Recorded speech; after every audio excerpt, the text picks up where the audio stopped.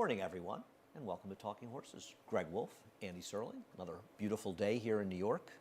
It is, yeah. Yeah, it is. Looking forward to it. Greg and I will be on America's Day at the Race a little bit later today. We have 8 to talk about. A Pick 6 carryover, 21,000 and change after the Justified DQ in the last race. Frustrating for me, but the Justified DQ, listen. 43 to 1 shot put up. Yeah.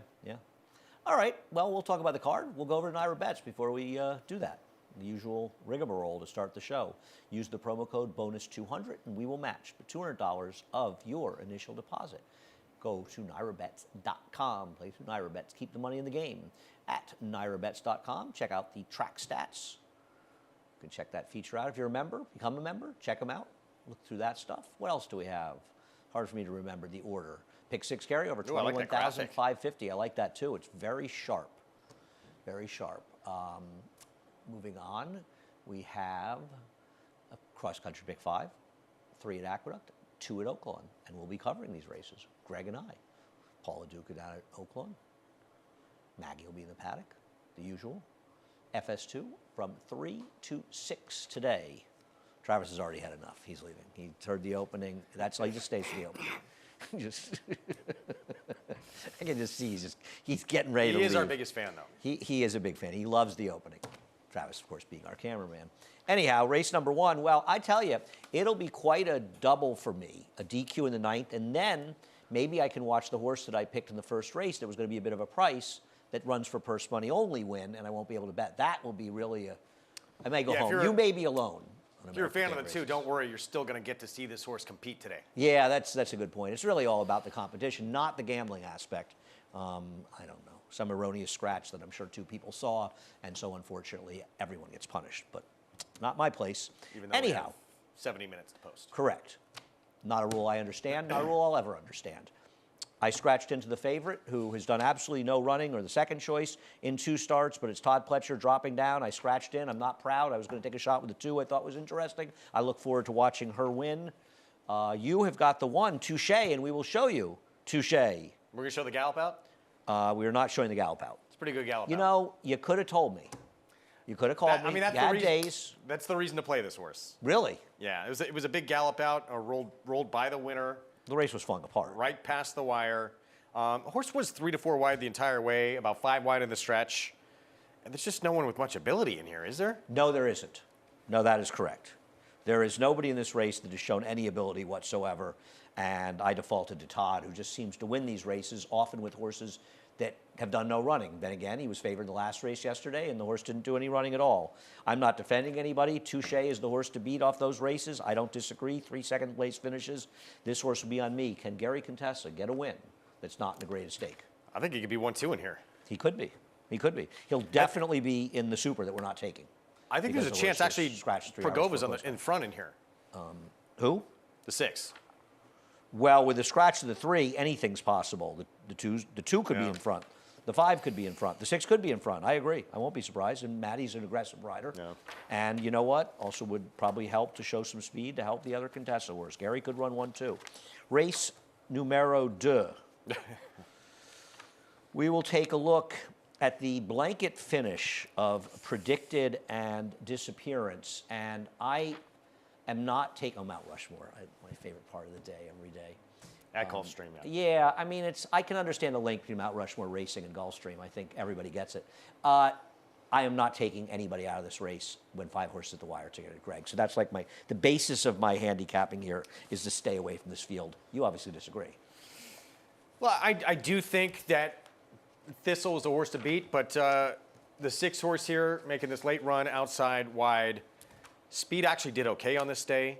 I do like the fact that this horse is starting to have a pretty big workload for the year. This horse has started now. This is going to be the 6th start of the year. This horse started about every 12 and a half days. But still maintains his form. Yes, has been maintaining form and actually has been moving forward. Just matched the best figure that he's ever run, and that was a figure he already reached twice last year. So it's not like he's getting to that last race, some new level that he's never seen. I feel like he's moving in the right direction. Even the race 2 back, that 14 non-winners of 3 was, I think, arguably much tougher for the condition. Cheeky Tico came back with a 50,000 starter allowance. Union Lights actually moved up to 25 non-winners of 3, was second, beat a neck. So I feel, too, in terms of trip, automatically drawn from the rail, this horse is going to get a better trip than This horse has than no last speed, time. though. This horse it's a has problem. no speed. That's one of the things Here's- that worries me about him. Well, my other thing is predicted. I think there's a better speed to go with this horse than this horse faced last time. The horses dealt with last time was 22 to 1 shot, stop the spread. I think Midnight Worker is a better and faster horse than that one to try and pressure this horse. Okay. Okay. I don't listen. The speed that he showed last time would definitely create more pace. I'm not going to argue with that. I just look at Thistle, and I looked up his trainer stat for Michael Catalano, and you rarely see these stats for trainers that come in from out of town. These are remarkable.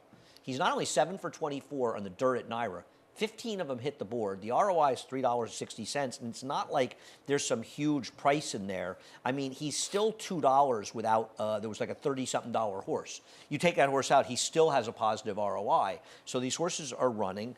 I don't love that he was voided for 25 and he's running for 14 today. But you know what? Cuts back from a 2-turn race here. I thought that was a better field he's running here, and I just want him as the new horse in this field, where I'm just tossing the horses out of the 5 across the wire race. And he loves the distance too. Yeah. I mean, I do think he is the horse to beat, no question. Yeah, I wonder if he'll be favored. He's not favored in doubles right now. David, as usual, is right with predicted, but we'll see how that plays out. Today's second race. The third race today. What did you do here to go? Let's, can we switch the replays, guys? I made that mistake. Can we show 2 a T first? Do you mind? I don't have an argument against this horse. I picked her second. You put her on top. We'll take a look at her winning last time. I just thought it might be a little bit tougher field today. Really? Well, yeah. I mean, I feel like if Divine Cross runs her last race, and I know it's a bit of a where to come from, but we talked about this yesterday with Jimmy Ferraro, who was second with that big priced horse on the card yesterday. I feel as though Divine Cross's last race is good enough to beat 2 a T. I don't know if I trust it, but it was first time for Jimmy, and I think if she runs back to it, she's very dangerous here, even cutting back in distance. You see that? So see that finish from 2 a T right there. Yep. She made this broke last out of the gate, sort of just inhaled the field and on the backstretch in that win. And she did it so easily. She wasn't really being asked. She just had such a beautiful, long, sustained cruising move through everybody. And the last 2 times she's been in a 20, she has won. You look who she faced too. Proudfoot, 3 starts back. That's a horse that was second to Lilu, an allowance optional claimer for 62. I feel like against this level, everyone else is kind of coming up to her level, and she dominates at this condition. Your point though about Divine Cross, real quick. Thoroughgraph had her running the same number of the race before too. So okay, yeah, I think she's dangerous. What I'll say about 2 a T, and listen, she's the horse to beat. I'm not denying that in any manner. And this race kicks off the pick 6 with a carryover, 21,550. Rob Adris claimed this horse for 20, and he's right back in for 20, knowing she's going to get claimed. And claimed it from Linda Rice, and going to be a short price. Okay, so the purse is $44,000, so it's 22, it's 25,000, less the price and stuff. They'll make some money moving on. I don't disagree with that. But they seem to have no interest in doing anything else but just trying to win a race, rent this horse. That bothers me a little bit because she's run competitively in some better spots, but maybe this is just exactly where she belongs. Pretty decent profit, isn't it? Yeah, no, it is. I'm not going to argue with it. It's probably the right move. Had the horse for 1 month. They're going to end up making out and doing fine, assuming she wins. Second, they're not going to do that well. They'll probably break even on the whole thing. I don't know. I think she'll probably win. I do. Now, this isn't going to help my horse because my horse, I know she was forward last time, but she's not going to be forward in here. And I think the pace does matter here. And we'll take a look at Hydra against Midtown Rose last time when they ran second and third. And is Hydra going to keep Slack Tide busy? I don't really like Slack Tide, but she might be able to be the speed. But Hydra went with her last time, so isn't she going to go with her again today? If she's supposed to. That's what I was thinking, and I don't like them, but I wonder if they'll have that enough to speed. happen. Well, obviously, I would think. 2 a T, and even to a lesser extent, my horse, they both need that to happen. They both need to be forward. And of the horses that are forward, doesn't that make Evelyn's Girl a little bit dangerous in here? I mean, I think her win in December 3rd in the slop, a little bit in the phony side. But, we can give her an excuse for her last start. Rail was good that day. She just had no chance in there after she totally blew the brake. No, her West Coast form makes her incredibly dangerous here. Yeah. And I mean, I know that was a sloppy track two back, but she's also going to be the one that's forward that's dangerous. I mean, you and I saw the race pretty much the same. I don't think I mean, I thought long and hard actually about making Everly's Girl second. she could win. Yeah. I wouldn't leave her out. wouldn't. She would be on any multi-race. I would use 5, 6, and 7. I just don't love 2 at T. I kind of want to see her put 2 races back to back, but maybe you're right. Maybe you're right. In this condition, she's just better. She than just these fits horses. here, yeah, it seems like. No, you're not wrong. So the 4th race is the most annoying race. Well, no, the first race is the most annoying race because even if the 2 loses the first race, I'll have to watch the race being annoyed. Something has to be done about that. Just because a horse is scratched for 30 seconds and nobody sees it, it's not doing. It's sometimes a greater good has to be considered a little bit more. And I think in this game, we struggle with the greater. I think in life people struggle with the greater good. And in this game we do, and this is not doing anybody a good service. Race number 4, I really, really like Jackie the Joker, and I also like the horse that you have on top, Self Isolation. The problem is, they're both entries. And they're both with entries that are going to get bet, and I'm getting stuck with Icy Reply, who I don't like, who never wins. And I'm not saying she's impossible, but I thought Jackie the Joker ran extremely well last time out. That was the day that the rail got bad. That was the race. The Whistler's horse that beat my horse in the last race was on the rail. Well, this horse was too wide, but she went down to the rail in the stretch. She spent a lot of time in the rail, and I really like her in here for Jimmy Ferraro's. Horses are running well, but I'm going to get a little dragged down, and I just assumed, they're 6-1 in the morning line. They're not going to be that short a price, so I'll go against my normal flow and take the entry. But I really wish I could just bet Jackie the Joker by herself. Yeah. I see Reply. I put together back-to-back races that were very dangerous. I have a doesn't third. win. Yeah. I mean, you could say that. Well, you've got the horse to beat. I mean, Greg, if your horse runs, I mean, look, she's dropping off a cliff in here. She is dropping off a cliff. She needed that last race. It was coming back at a mile as well, off almost a 4-month layoff. She didn't run that badly in there. No, she didn't. Against For a her, in a mile? superior field against what she's going to face today. Ain't Broke, obviously, as won 4 of 5 for Linda Rice, was 3rd in the Interborough. Even before that, Whiskey and Rye, when she went to the bench, she was 2nd, beat a length, sprinting at Laurel. That horse won back-to-back starts at Pimlico, including a stake. Was 2nd, beat a nose the race after that in a very tough allowance race. Where does her name come from, Whiskey and Rye? I used to sing that song to my sister as children. Really? Yeah, and our parents would get quite a kick out of it. I saw, it's American Pie. I saw Don McLean do a benefit for Cafe Lena, which is the famous folk house in Saratoga. In Saratoga at the casino when I was a kid, like in the mid-'70s, I saw him do that. Such a great song. Yeah, the greatest songs ever. I agree. Here's the problem. I don't think this horse needs a lead, but I think the horse is still the quickest in the race. I agree. I mean, 5 of the 7 dirt wins for Self Isolation has come without being on the lead. and she's a little edgy, who's the potential of her speed's inside of her, so it's not as though she's got somebody hounding her.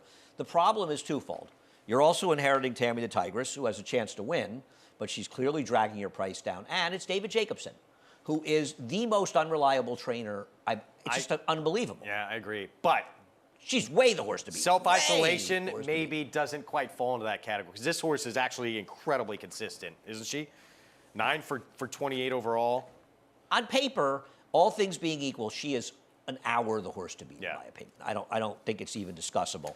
It's just not a barn I want to take at short prices, especially on these kind of drops. So I've got her second, but I'm not against her. I sort of went 1, 2, 1A. I'm not going to list it that way. I mean, I've got the 3 pretty extreme in their third, but to me, I hope that she's a little edgy, takes money in this race, because I do not like her. Because at the very least, she's got to deal with self-isolation, and we both feel is just better than she is. So I would only use the entry in here, the 2 entries. Okay. If somebody else wins, I'm going to lose. And I really like Jackie Joker's last race. And Nice Reply is not terrible, but I just prefer Jackie the Joker. Anybody else? She's a little edgy. I don't even think she gets a lead in here. So how regardless. Right. Yeah. I mean, and at some point, even if whether she gets it or not, she's going to have to deal with. So in other words, I think for Sweet Little Edgy to win this race, she has to hope that self-isolation just completely fails to show up. Mm-hmm. And that's not, I mean, she may not win, but she usually at least runs a little bit. Based off that last effort and her overall resume and the huge drop, I don't see that happening. I agree. I think she's much the worst to beat. That's the first 4, the late pick 4 after a quick break. For almost 150 years, the Saratoga name has been synonymous with the finest quality, sustainably sourced spring water available anywhere. Saratoga carries on the rich tradition of its forefathers by crafting each stunning blue glass bottle with the same attention to detail and care that has been its hallmark for generations. Visit SaratogaSpringWater.com today or ask for us by name at your local market or restaurant. Saratoga Spring Water. Make every day exquisite.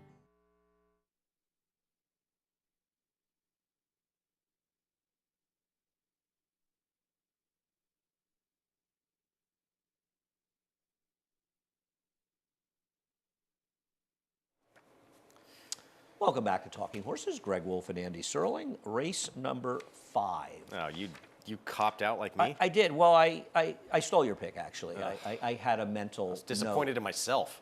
I don't know about you, Greg. I just think this horse is going to the front, and it's just better than these I horses. agree. Sadly. I mean, Can get the lead. rail was good the last time. The horse was wide. That was the first race. In Race this 3 field- back was against a lot better and would demolish this group. There's very little form. There is an interesting horse in here, right? The horse getting on dirt for the first time from the rail. Sherry O Smoke Show. Name for you, I think, right? Yeah. No, there's Keep It Sexy's name for me later in the card. No, that was me. The Dam did produce a dirt stakes winner. Even though she was an Aidan O'Brien turf horse. Yeah, That Jackson ran I think, Heights. once or something. Right? So that at least makes this one a little interesting, and the drop in class, trying the surface for the first time. I agree. He's got Manny Franco. The problem is he's got Manny Franco. It's 3-1 morning line. You really want to bet this horse at 3-1? Yeah. I would rather bet the 7 at 7-5 than the 1 at 3-1. That's just me. Agreed. It doesn't No, make agreed. me right, but I just feel like the 7's going to the front winning. And the thing is, like, Song of Salamini is going to take money in this race, and we'll show you the race 2 back. And I agree. Song of Salamini actually ran pretty well in here. And it's Chris Englehart. And I don't want to get too caught up in the last race, because the last race was in those days when the track was playing so crazy slow, 1 mile and 1:48. I mean, it's a full 10 seconds slow, conservatively.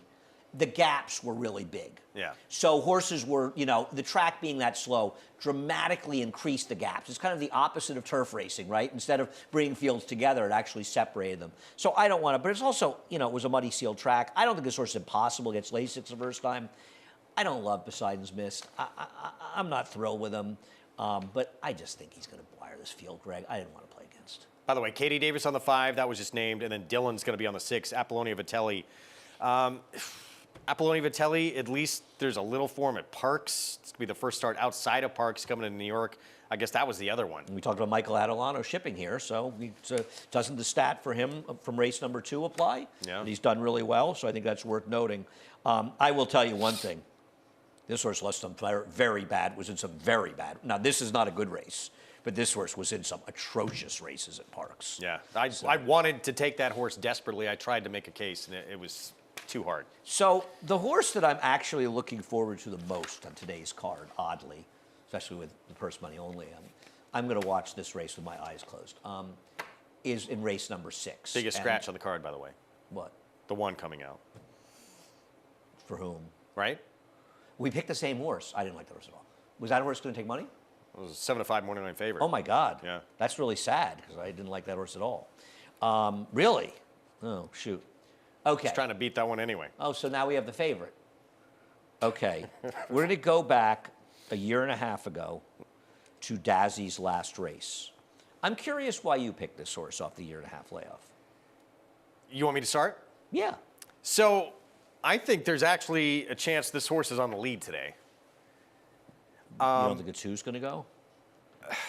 I think there's this horse coming in fresh. This race, this horse was forward. This horse just has more ability. Horse wins first time out against State Bred Maiden Special, and then just was in some really weird spots. Put this horse into a tough stakes race, going 7, start number 2. Then they go to turf. Then just faces some crazy fields. Faces an A other than at Monmouth with 3 next out winners who run 1, 2, 3. One of those horses comes back and gets this horse again in a race they tried to get on the turf that was a sloppy sealed track. Then comes back, faces Baby Man and won an allowance optional 62 at Belmont at Aqueduct next start. Granted, a race that was taken off the turf. But I Can Run, who was in there as well, ran second. Won a stake at Monmouth next time out. This horse has either just been they either tried to get this horse on the turf, put in over his head, or just faced too tough of fields, in my estimation, and now back to a realistic spot. And I think you look at the other horses in this field, this is the horse with the talent and has the upside. This horse can still run. She is a living cinch, and she was a cinch if the one was in the race. Doesn't mean she's going to win. Tim Hills has run 2 horses the last 5 years off of year-plus layoffs. He's over 2, but one ran second at 6-1. The other one was 6 at 11-1. So he's actually overperformed. I'll tell you what's. I'm almost sure I bet this horse last time, based on all the stuff you were just talking about. Okay. The drop.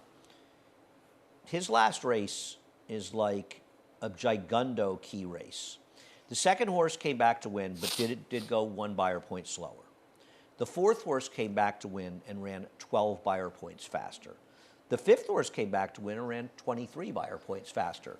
The sixth horse came back to win, bless you, and ran 35 Beyer points higher. The seventh horse, the next time in the dirt, finished second and improved 30 Beyer points.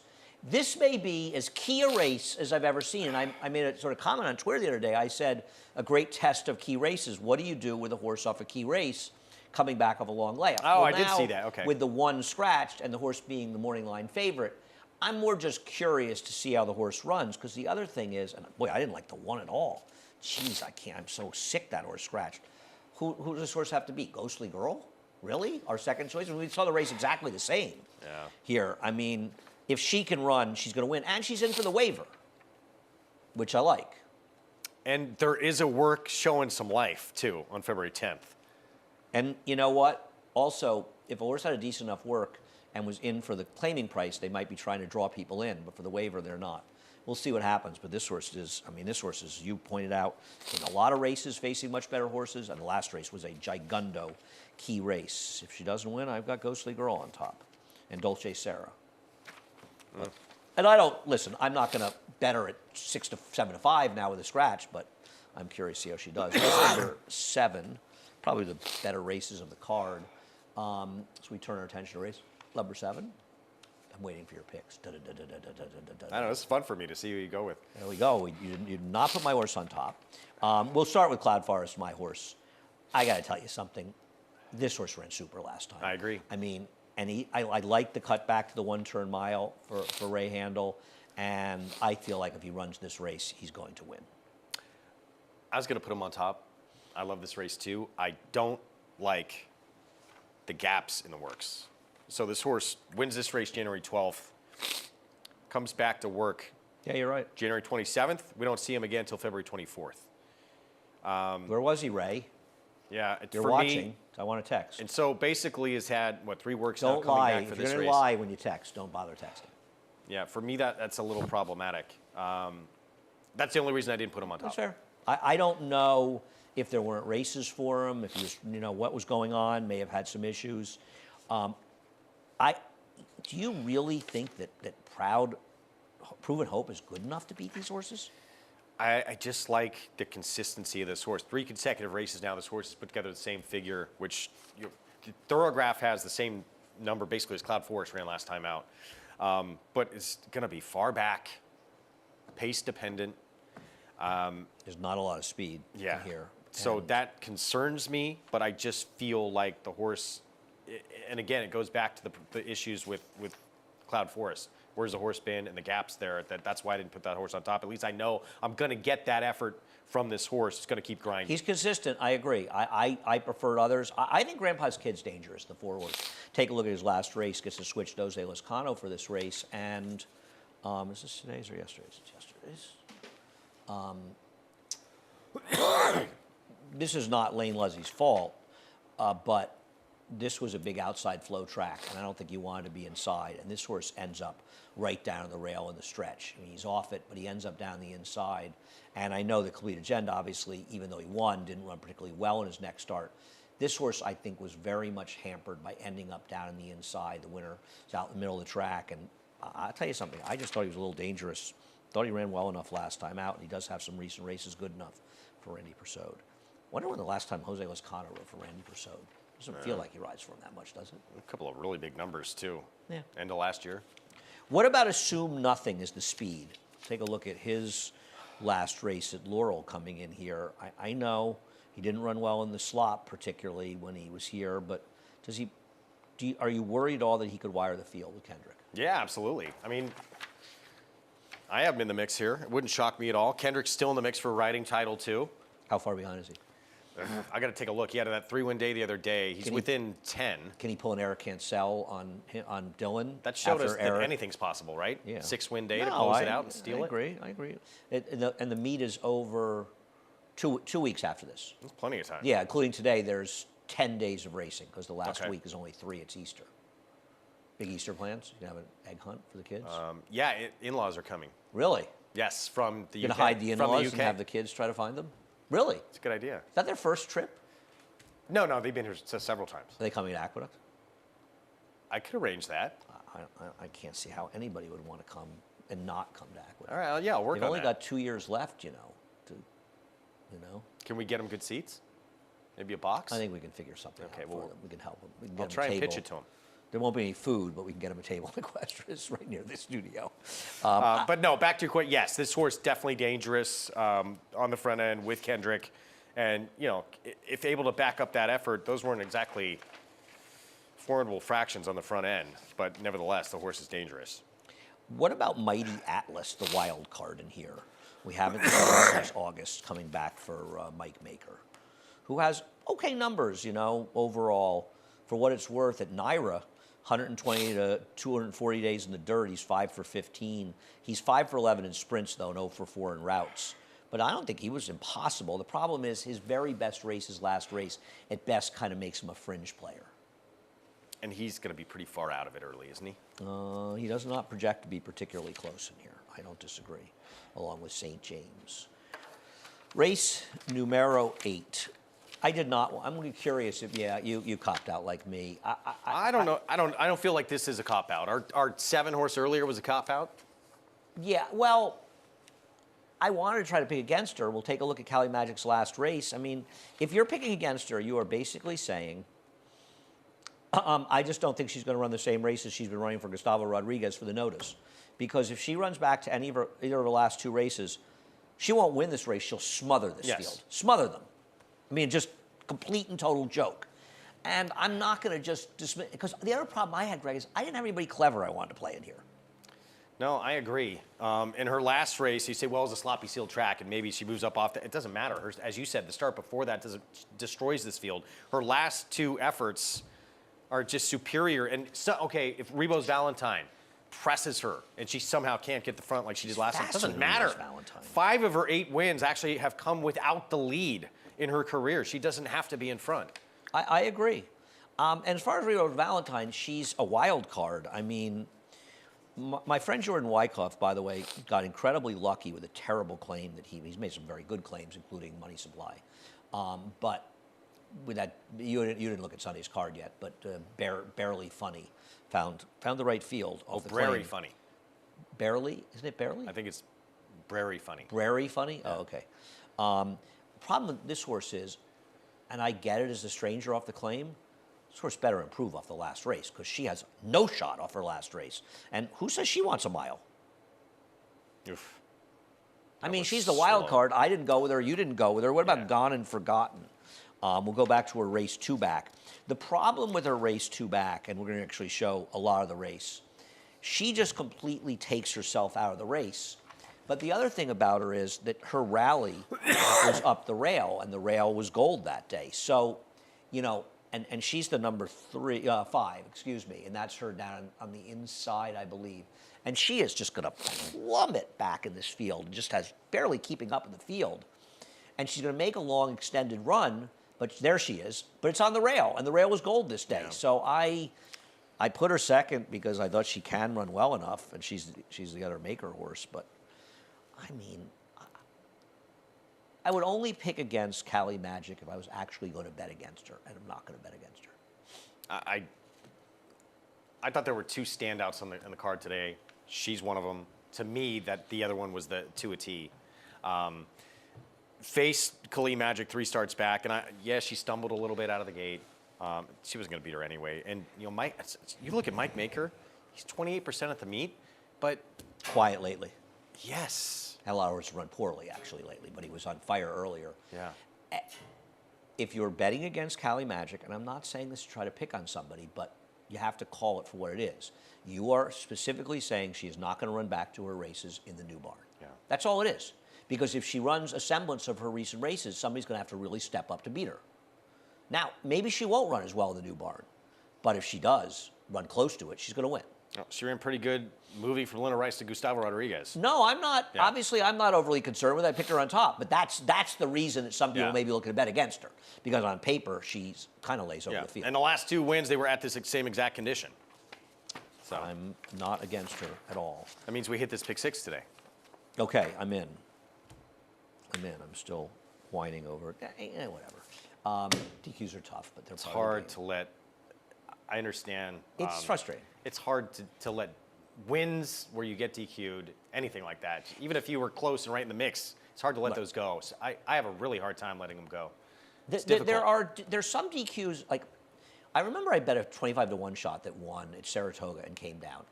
But if the horse hadn't fouled the horse that finished second, he would have lost. I didn't feel bad at all because I didn't feel like the horse ever really won because he had to foul the horse to win. So while it's one of those things, it wasn't a bad DQ. Now, there is an argument, if that horse didn't come out, he might have gotten passed, and he probably would have got passed by the 1, frankly. He was the one who took the worst of it. But I don't think it's clear. I don't think it's clear at all. And I think it was rider error that caused it. So it's a little more frustrating in that case. There is an argument, though, he might not have won if he hadn't come out. But it's not as clear as some. There's not as I mean, clear it as was some. very late stages. Yeah, of the no, race, I too. mean, I think they absolutely made the right call. I Yeah. am no way griping about the call. The horse absolutely deserved to come down for what he did. It's just frustrating. It's part of the game, unfortunately. But, I mean, it's just, as long as you don't fall in that category of every call is the wrong call and every call is the worst call ever. But that's where you, as a handicapper, you sort of get into the mindset of feel what it's like to be an athlete a little bit. You have to have a short memory. You have to put those things behind you and forget about it. Because if you linger and let them stick in your brain, you're going to make mistakes going forward. 100%.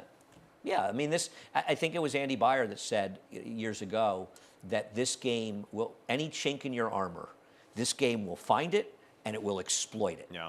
And it's one of the hardest things, and it's very tough. I mean, it's one of the things in some ways that makes it fun, too, is the emotional aspect of the game. Cheering, rooting, the frustrations, the exultations when you have success, and those things. But it's tough to keep an even keel in those situations. It's very tough. That's the hardest time I have with this game. Yeah. Even when I win, I don't have fun a lot of the time. It's just stress. Yeah, I but love it. you have to enjoy the pain Yeah. a little bit. I mean, it's No, the whole, absolutely. It's the whole gambler's mentality of gamblers wanting to lose. Who was the one who said? Was it Dostoevsky wrote? Did you ever read The Gambler by Dostoevsky? No. It's a short story. It's good. And he's talking about gamblers wanting to lose. Anyway, head over to Naira Bets, where you can hit that pick 6. Use the promo code bonus200, and we will match $200 of your initial deposit. It's a Weaver horse. I just don't know who it is. It looks like I'll Randy say that real Hills quick, too. Silks. Oh, that horse? What? One little win and everything becomes Of rosy course. and great again. And there are, it's like at some point in the next couple of years, everybody does it. We all do it. I'm not saying it to pick on him. Chad Brown will say to me, like in Saratoga, he'll lose. And he had a summer where he lost like a ton of photos. He's going to say, I can't win a photo. And I'm going to remind him of last week where he won 3 of yeah. the most remarkable bobs. Yep. I was explaining to a friend of mine who's a gambler but not a horse player. He was involved, and I was playing bobs. He didn't really understand. I said, a lot of them were just coin flips. These weren't even coin flips. He was like 20% to win every of them. He won that. all of them. Yeah. Right. I mean, it was really remarkable. Anyway, the track stats, check them out over at Naira Bet as well. 21,550 in the pick 6, starting in race number 3. Cross country pick 5, 6, 7, 8 here, 8, 9 at Oaklawn, and all those races brought to you on America's Day at the Races. Greg and I will be upstairs. Cast of characters all around us, I'm rejuvenated. as am I. Let's get after it today. All right. Chris Griffin's going to get after in about 8 minutes with a reprise, scratch and changes. Have a great day. For almost 150 years, the Saratoga name has been synonymous with the finest quality, sustainably sourced spring water available anywhere. Saratoga carries on the rich tradition of its forefathers by crafting each stunning blue glass bottle with the same attention to detail and care that has been its hallmark for generations. Visit SaratogaSpringwater.com today or ask for us by name at your local market or restaurant.